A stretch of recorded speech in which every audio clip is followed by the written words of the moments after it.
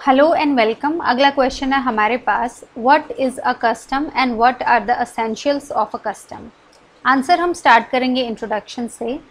Introduction में आएगा कि जो कस्टम है वो one of the oldest form है लॉ मेकिंग की। जो कस्टम है वो दी लॉ था इंडिया में, मीन्स द ओनली लॉ था जो प्रिविलेंट था इंडिया में। जो ट्रांसफॉर्मेशन है कस्टम की from the law to a law happened in British period. तो बहुत पहले वो सिंगल सोल लॉ था, अभी जो है वो बहुत सारे लॉज में से एक लॉ है। तो ये जो ट्रांसफॉर्मेशन हुई है ये ब्रिटिश पीरियड के दौरान हुई है। फिर आ गया इसमें हमारे पास कस्टम्स। तो सेक्शन 3A जो है हमारे पास हिंदू मैरिज एक्ट 1955 का, वो एक्सप्लेन करता है एक्सप्रेशन को, कस्टम और जो यूसेज है इनको डिफाइन करता है। ये सिग्निफाई करता है कि कोई भी रूल जो कंटिन्यूसली और यूनिफॉर्मली ऑब्जर्व किया गया है लॉन्ग टाइम के लिए, ऑब्टेन कर लेता है एक फोर्स ऑफ लॉ हिंदूज़ के अमंग किसी भी लोकल एरिया में, ट्राइब में, कम्युनिटी, ग्रुप और फैमिली में। ये जो रूल है ये सर्टेन होना चाहिए और अनरीजनेबल नहीं होना चाहिए और ना ही अपोज टू पब्लिक पॉलिसी होना चाहिए। तो ये डेफिनेशन हमारे पास सेक्शन में है, आप डायरेक्ट उठा के लिख सकते हैं। नेक्स्ट आ गया इसमें हमारे पास केस लॉज। दो केस लॉज हैं हमारे पास। पहला आ गया कृपाल सिंह वर्सेस बच्चन सिंह 1958। इसमें हेल्ड किया गया है कि जो बर्डन ऑफ प्रूफ है वो उस पार्टी पे है जो रिलाय करता है कस्टम पे। ऐसा कोई भी प्रिजम्पशन नहीं है कि एक पर्टिकुलर पर्सन या जो क्लास ऑफ पर्सन्स है वो गवर्न किया जाएगा उस कस्टम से। तो ये हमारे पास बीओपी बताता है कि वो जो पार्टी जो अफर्म कर रही है कस्टम वही प्रूव करेगी उसे। सेकंड केस लॉ आ गया हमारे पास महंत भगवान वर्सेस गिरिजा नंदन 1972 सुप्रीम कोर्ट का केस है। सुप्रीम कोर्ट ने हेल्ड किया है कि एक जो कस्टम जो रिपीटेडली नोटिस में लाया गया है कोर्ट के, वो हेल्ड किया जा सकता है कि वो इंट्रोड्यूस किया जा सकता है लॉ में बिना किसी नेसेसिटी ऑफ प्रूफ के हर एक पर्टिकुलर केस में। तो अगर एक पर्टिकुलर कस्टम बार बार कोर्ट के सामने लाया गया है तो उसको जो है लॉ कंसिडर कर देगा कोर्ट और उसके बाद जो फर्दर प्रूफ की ज़रूरत नहीं है। नेक्स्ट आ गया इसमें हमारे पास सेकंड जो पार्ट है क्वेश्चन का, that is essentials of a custom. तो एक वैलिड कस्टम के जो है फॉलोइंग एसेंशियल्स हैं। पहला आ गया एंशिएंट। जो कस्टम है बाइंडिंग फोर्स होने के लिए एंशिएंट होना चाहिए। जो यूसेज है वो एक्ट अपॉन किया जाना चाहिए प्रैक्टिस में लॉन्ग पीरियड के लिए और ऐसी इनवेरिएबिलिटी के लिए जो शो करता है कि उसके पास कॉमन कंसेंट से, मतलब सबकी सहमति से सबमिट किया गया है कि उसको इस्टेब्लिश किया जाए एक गवर्निंग रूल उस पर्टिकुलर लोकेलिटी का। तो ये बेसिकली हमारे पास एंशिएंट है। आप जो है अंदर की वर्डिंग समझ के अपनी लैंग्वेज में भी लिख सकते हैं, आपको वर्ड टू वर्ड याद करने की ज़रूरत नहीं है। नेक्स्ट आ गया इनवेरिएबल एंड कंटिन्यूस। कंटिन्यूटी जो है वो असेंशियल है वैलिडिटी ऑफ कस्टम के लिए। एज एंटिक्विटी उतनी ही ज़रूरी है जितनी एंटिक्विटी है।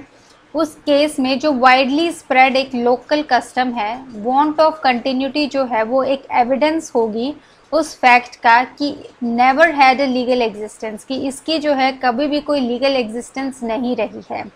दस व्हेन एक पर्टिकुलर कस्टम डिसकंटिन्यू होता है किसी पीरियड के लिए, वो जो है कम टू एन एंड, मतलब वो जो है वहीं पे ख़त्म हो जाता है। थर्ड आ गया हमारे पास क्लियर एंड अनएम्बिगुअस। जो एविडेंस है कस्टम का वो क्लियर होना चाहिए और अनएम्बिगुअस होना चाहिए, मतलब बिना डिस्प्यूटेड होना चाहिए, कोई भी डाउट नहीं होना चाहिए उसमें, कि वेग नहीं होना चाहिए कि ऐसा होगा या वैसा होगा, वो एकदम क्लियर होना चाहिए। ये प्रूव किया जा सकता है एक्चुअल इंस्टेंसेस से या फिर जो जनरल एविडेंस है उन मेंबर्स का जो ट्राइब के या कम्युनिटी के हैं जो नेचुरली कॉग्निजेंट होंगे उसकी एग्जिस्टेंस के। मतलब जो हमारे बड़े बुजुर्ग हैं वो अगर कोई जनरल एविडेंस देते हैं या फिर जो एक्चुअल इंस्टेंसेस दिखाई देते हैं हमें, जैसे शादी है हमारे पास तो जो 7 फेरे वाला है वो कब से चला आ रहा है, तो उसके हमारे पास प्रूफ्स होते हैं जैसे फोटोग्राफ्स एंड ऑल। तो या तो एक्चुअल इंस्टेंसेस से शो हो सकता है या फिर जनरल एविडेंस जो है मेंबर्स जो है कम्युनिटी के उनके। नेक्स्ट आ गया इसमें हमारे पास रीजनेबल।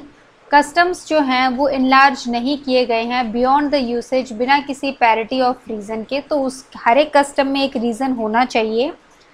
ये नहीं बोला जा सकता है कि कस्टम फाउंड अपॉन किया गया है किसी रीज़न पे थ्रू एक अनरीजनेबल, दो जो एक अनरीजनेबल कस्टम है वो जो है वॉइड होगा। तो ये नहीं बोला जा सकता कि कोई पर्टिकुलर जो कस्टम है उसके पीछे कोई रीज़न है, लेकिन फिर भी कोई भी अनरीजनेबल कस्टम नहीं होना चाहिए।